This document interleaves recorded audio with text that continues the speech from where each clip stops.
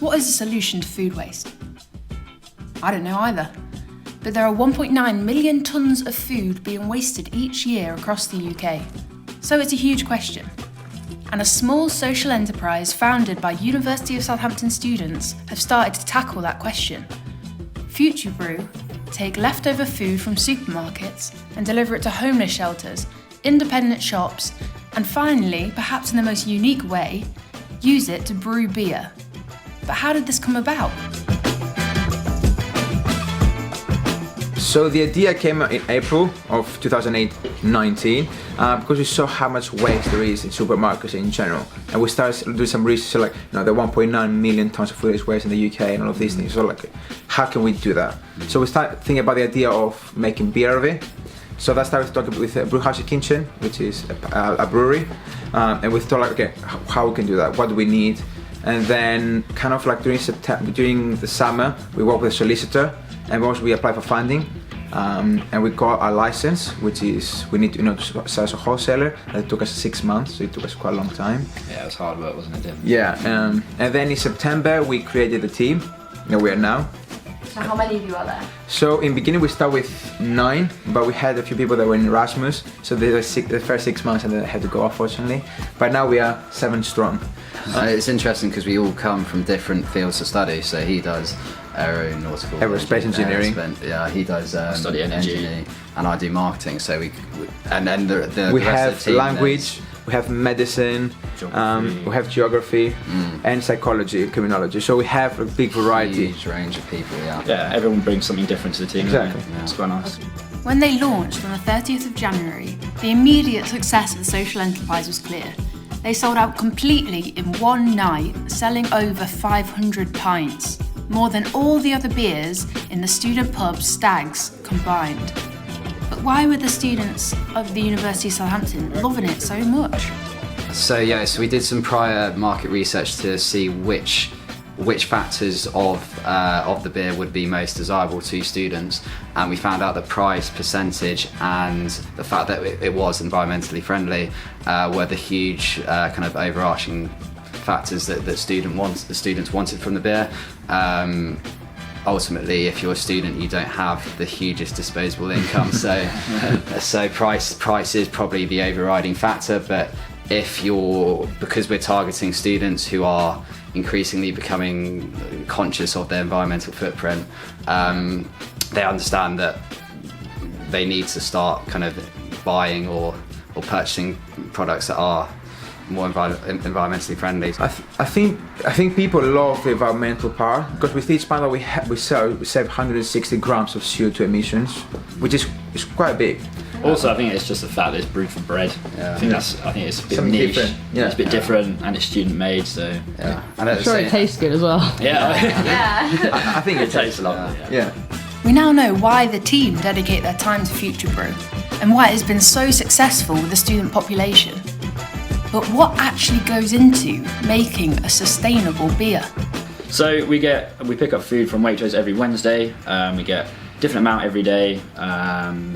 Today we had 5 crates of food that was all just going to go in the bin, and then we usually get all of their spare bread, their fresh bread. And from there, next day it's then delivered to October Books here, down there, and then it goes to St James's, the homeless charity on Lodge Road. From there we then take the bread to Brewhouse and Kitchen up the road, and it's stored there overnight until Connor, the brewer there, then brews the beer basically.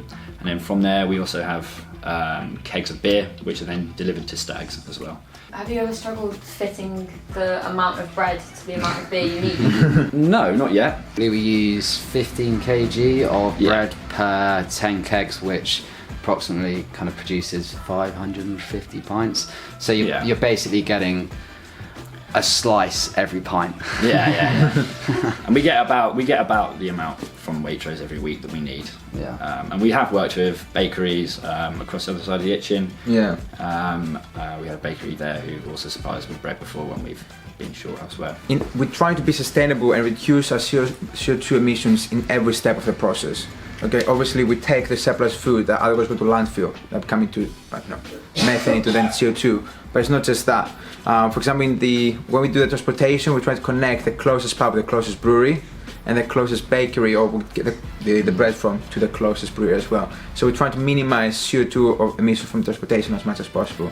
Absolutely, and our journey time's about 10 minutes to do all Max. the deliveries. Yeah. Max. So it's really small Yeah. in terms of our carbon footprint from our emissions. For example, something else we want to do for the brewing process, because right now some of our hops are coming from the US because they're very specific hops. We're actually working with a community garden to potentially put hops there and grow. So then we have it in our local area that we could just take them and put them in the brewing. But something is that we're just starting. Yeah. I think ultimately, if we keep our blueprint for expansion is to keep everything local. Keeping things local obviously reduces footprint. It employs local people. You see like multiplier effects on the economy. Ultimately our plan is to keep everything local. Yeah. And very soon after the latest interview with the guys at Future Brew, the Covid-19 outbreak across the UK sent the nation into lockdown. Many small businesses were affected by the outbreak, but through Zoom we were able to catch up with Dimitri and Jake about how the pandemic had impacted Future Brew and their plans for the future. Hi guys, nice to see you again. Nice to see you again. Likewise, nice to see you. Has the virus affected Future Brew and everything you guys do? It's slightly annoying because we're at the period of time now where the business was starting to take off and grow financially. We experienced a great launch in January. We met huge amounts of demands of the beer. We had varsity plans, so we brewed quite a lot of kegs for certain events, and obviously COVID hit us quite badly. But I mean, we've adapted to the circumstances. We're ensuring that our brand is still out in the public face and people are recognizing the brand, not just for the beer. And we are doing things for the community. So we have adjusted to these to these difficult circumstances. If you need any help getting rid of some of that stock of beer, I'm here. Just let you know. Happy to help you guys out. Oh, thank you. But you mentioned you've been doing lots for the community. So tell us some about the positive changes that you've made as a result of what's been going on. Yeah, so the moment we saw everything being closed, we had to adjust a lot of our services. So beforehand, for example, we did all of the surplus food that we rescued from supermarkets. We used to sell it to the community shop, but obviously the community shop closed because of COVID. So we had to find other ways to help the most in need. And while we're talking with some of our partner schools and organizations, we saw that a lot of school children, vulnerable families, they actually taking the main meal is provided from the school. And with the school being closed, a lot of them, they experience day hunger. So we decided to tackle that issue. So to do that, we actually created a new service. We call it Mystery Bag, where we rescue a lot of surplus food from local supermarkets. We make bags with different fruit, vegetables, bakery delights, and other things. And we deliver it to a customer's doorstep. So how it works is by selling one bag to a customer, we give them for free to a vulnerable family. And right now we work with almost 100 families in the Southampton area alone. We've provided more than 3,000 meals since the lockdown began. How has the virus changed how sustainable you guys can actually be? The situation's kind of brought out the best and worst of people, especially business, and you're seeing a huge shift in dynamics with consumers and how they're reacting to the crisis. They're reacting with either a large amount of empathy and unity or a large amount of selfishness, but in the most part, empathy and unity. So as a business, how we can react to that is to offer consumers value and a service and a product that we can actually provide positive impact to communities and society through. So you are going to witness a huge shift in dynamics between the light green consumers who were typically consumers who weren't willing to pay a premium on products that were green or socially or environmentally friendly, to dark green consumers who are people that are willing to pay a slight premium for a product that actually does good. So I think as a business, we are actually going to be positively impacted from that change in consumer dynamic, because more consumers will be coming to us rather than your typical beer like a Stella that doesn't actually offer any proposition that benefits society or the environment. Also, since the pandemic started, the lockdown began, we have to increase our price by almost 400%. So we actually collect even more, we rescue even more food. I think because we're such a small company, we're a startup, for us it's very easy to adjust to situations and be more flexible compared to some bigger companies. They're already fixed, they already have hundreds of employees. They cannot really change that easily. For us, we are only a few people. It was quite easy. So again, for us, it's more about like right now we want to help as many families as we can, rather than actually make any profit. So it was for us. I would say it was quite easy, especially with the help of our partners. And I think because we rooted our purpose of trying to redistribute and reduce food waste in the UK from the start, and we'd been saying from the start that there does need to be this shift with businesses rooting social and environmental purposes to the core of their business, but because we've done that from the start, we haven't really had to change to these circumstances. We've just kind of gone with the flow because it kind of existed from the start. Has it kind of affected how you see the company developing? So where you'd see yourself in 5 years' time, say, now that you've been through this experience? Yeah, it's quite hard to tell because of the uncertainty that goes with how the hospitality sector will open and what will be the new normal. Of course, we want our products to be across the UK, so hopefully we'll be across the country, even Nottingham. But with you at that. But what we can say, like we're seeing the business expanding exponentially, and we're really looking forward to increase our impact and work with our customers and partners to have a maximum impact. We want to ensure that every child in the UK has some sort of education and can learn something about how they can be more sustainable and how that they can reduce their food and hunger impact. And secondly, we just want to continue redistributing as much excess food. There's a huge problem in the UK with excess food from supermarkets. We just want to continue redistributing as much of that food as possible. And then as a byproduct of all of these good things that we're doing, we hopefully do want to kind of grow financially. And I think that will come along with it. But that's not our core objective. We do want to just help as many people as possible.